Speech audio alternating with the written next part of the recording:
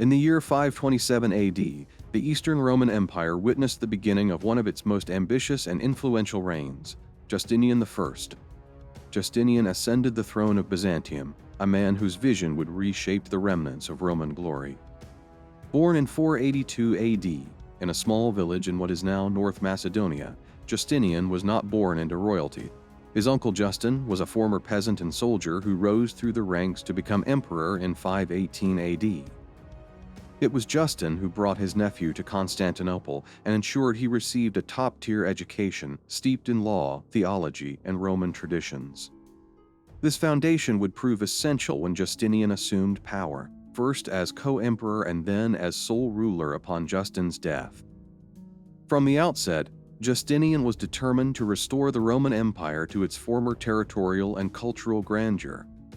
One of his earliest and most enduring achievements was the codification of Roman law.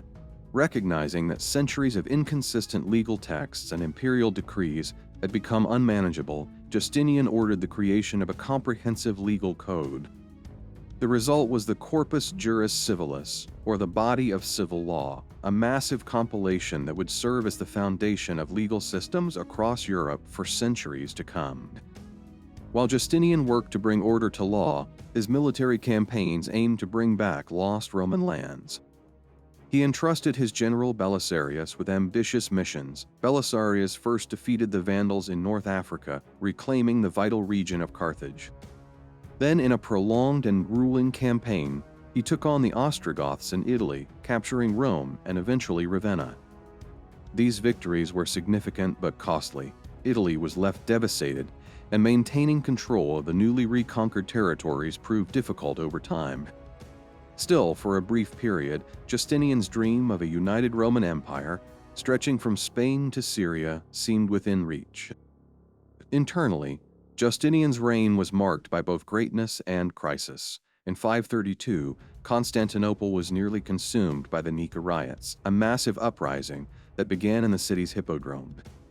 Fueled by political and social grievances, the riots escalated into a full-scale rebellion. Justinian, on the brink of fleeing the city, stayed only because of the resolve of his wife, Theodora, a former actress turned empress, who urged him to stand firm.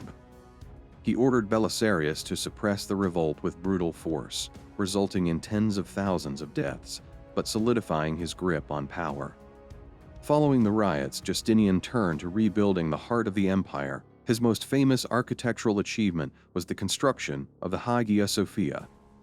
Completed in just 5 years, the church stood as a symbol of imperial power and Christian piety.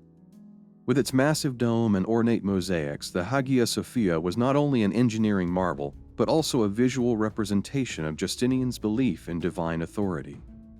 Under his reign, Byzantium became the center of Christian orthodoxy, and he enforced religious uniformity across the empire, often harshly persecuting heretics and pagans. Despite his many accomplishments, Justinian's reign faced a major crisis in the 540s when a deadly outbreak of bubonic plague struck the empire.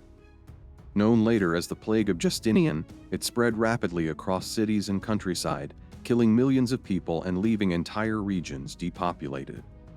The plague had devastating consequences for the Byzantine economy and administration.